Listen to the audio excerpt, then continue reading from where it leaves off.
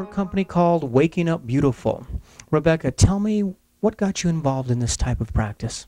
I'm a paramedical esthetician, so I started out doing medical skincare after a job doing regular makeup, conventional makeup at a makeup counter, and being a makeup artist for a modeling agency, and then moved into wanting to help people with their skincare. Once I started doing skincare, people always wanted me to touch up their makeup, but putting makeup on newly cleaned skin was not something I wanted to do. So moving into the permanent cosmetics let me bring everything together, and so it completed the package for me in my office. Fantastic. So basically, you know, from working in the industry to begin with, you know what people look beautiful, you know how to make them look beautiful, and then you took it a step further and decided, let's make this permanent, make it something that is convenient for them. Absolutely, and convenience is a huge factor in my business for sure. By the woman that I took facials from, and she said, you really need to think about getting some permanent makeup, and you know, just on your eyes, and you know, it really brings out your eyes and everything, and so it's a really inexpensive way for someone who's my age and doesn't want to go plastic surgery or do something, but you can actually see the benefit. You really feel so much more confident about yourself. You feel so good about having had it done. You not only are making people feel beautiful, but you've actually found kind of a calling here in actually connecting with people. Absolutely, and what I find in my practice is that not only am I helping the patients that I work with, but they really bring me something too. It is definitely a give-give situation. I've been lucky enough to work with cancer patients and people with ALS or MS who have lost muscle function, who can't apply their own makeup. So the benefit to me is getting to hear their stories, help their lives, and know that they're going to wake up on the worst of days and still feel like they look pretty good. I have breast cancer, and the doctor who was doing my reconstruction for breast cancer, it was time for me to look at the areola, and so I had a decision to make between, do I want to have a protruding nipple reconstruction, or do I want to do a tattooing? And so that was really a fascinating concept for me, where I could just have a tattooing effect and maybe feel like my reconstruction was complete.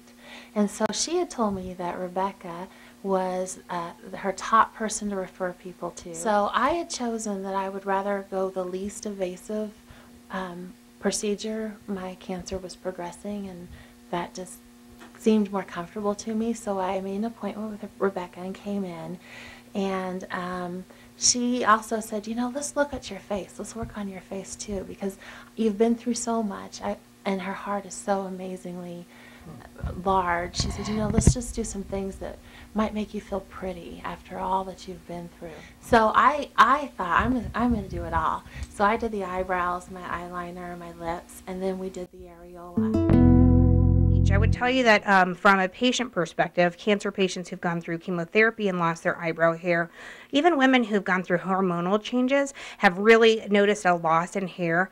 Even thyroid disorders may have a loss of hair as well, and so those women may come in just to get rid of that daily practice of putting their eyebrows on. You know, having them already there when they go to the hair salon and have their hair washed, they don't have to worry about their eyebrows getting washed off as well, and having to sit in the chair getting their hair done without one eyebrow on or without both eyebrows drawn on.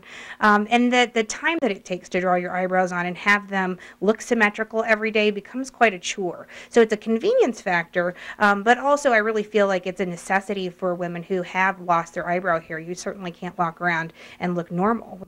We don't think about eyebrows as being something so, you know, when they're gone, we notice. I mean, the infamous Mona Lisa. I mean, you notice something when it's gone, but like you said, until you're face to face with something like this, women start realizing that it can be done wrong.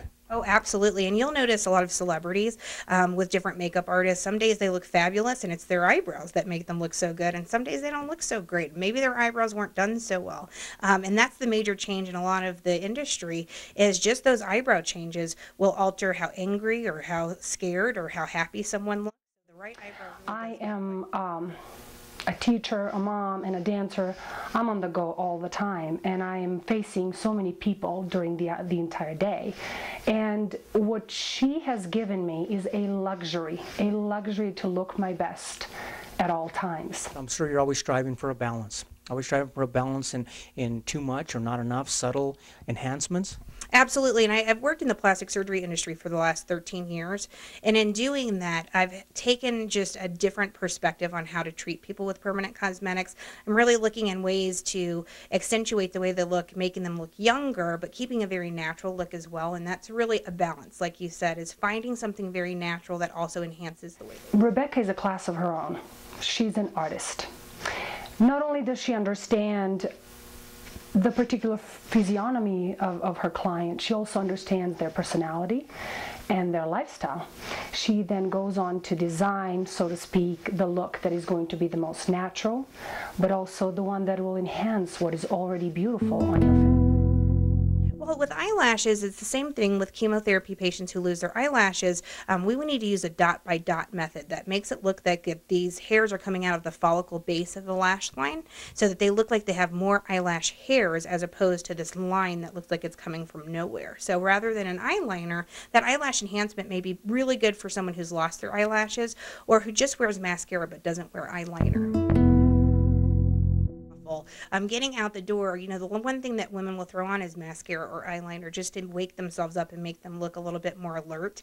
And so certainly, youth is definitely linked in with, how full your eyelashes look or how full your lips look or how full your eyebrows look. So those are all the things that we're enhancing here. So she did the half face where she just drew in on half my face what my eyebrows and lip would look like, and compared to the other side, and after I saw it, there was just no comparison. It was just amazing. That comes from an old makeup background, is doing half of the face so that they can see how we can enhance the way they look.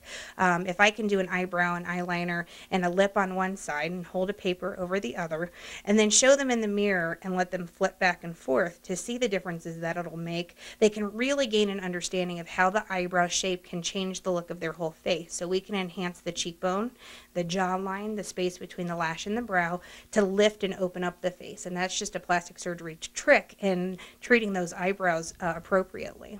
I made an appointment with Rebecca. My daughter came with me. My mom came as well. Puts the makeup on that side. And my mom, who was with us, she said, "You're going to do it, aren't you?" Because it made such a difference. I mean, I didn't even have a chance to respond. Definitely something that I think really works well is having that girlfriend to come in, or your mother or sisters. I get a lot of siblings that come in together that will help you make the decisions on your final result of permanent cosmetics. We can enhance the size of the lips and definitely the shape of the lips. Always there's going to be a color enhancement, so whether it's in a nude to reds, we have quite a variety of colors. So the really fabulous thing about this is you really can treat someone who looks very natural with their makeup or someone who's a little more dramatic and still get a great effect for whoever really wants to have it done. We have had people who have had radical mastectomy, who have had their nipple and areola complex removed. So after their reconstruction, they have a breast mound. But they may not want to go that extra step and have the nipple reconstruction. And with the areola, she does some shading and some effect so that when I am in front of the mirror now and it's several feet away, it looks like there's a three-dimensional effect there. And before, I just had, blank breasts and scars because I had a double mastectomy, and it just seems incomplete. I would say you're always going to have the eyebrows or the eyeliner that we apply. However, it's going to fade over time. So I do see patients sometimes 2 to 3 years after their procedures to do touch-ups. And in my office, those touch-ups are only $100. So they never repay the original price of their procedure. So It's very convenient. Yeah, that's perfect. A couple of years is a very long time when you add up 365 days times 2. That's 700 days of actually not having to do something that we'd rather not do. Absolutely, and it saves a lot of money on those Dior eyeshadows and eyeliners and the mascaras and things. To wake up every morning not only beautiful but ready to take on the day is an enormous advantage. In fact, in the hands of Rebecca, it is actually a privilege. It is time-saving and confidence-boosting. Being able to go swimming, to sweat it out at the gym and still look great, to wake up in the morning, hence the waking up beautiful. You get to wake up with your makeup on. Rebecca, simply put, does not only make women beautiful, she truly empowers them. Once you have something done by Rebecca, she's just so good at what she does. If you want to come down and basically wake up beautiful, come down and see Rebecca. This is Gary with CNTV, and if you don't know, now you know.